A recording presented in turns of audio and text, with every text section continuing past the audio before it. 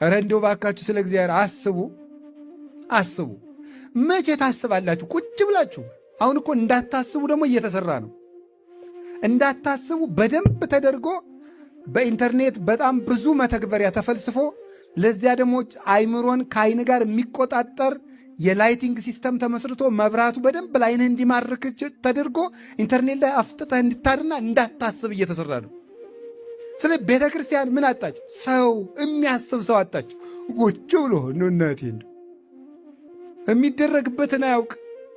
እንደው ላሊበላ የሚሄዱ እናቶች ጥሩ ነው። ለዚያው ማርልኝ ያን ምንቻ ነው ያን ግትቻ ይዤው እንዳልመጣ የለውም ማንገቻ።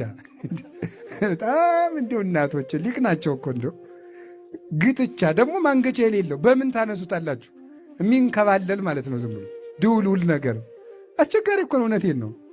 ኧረ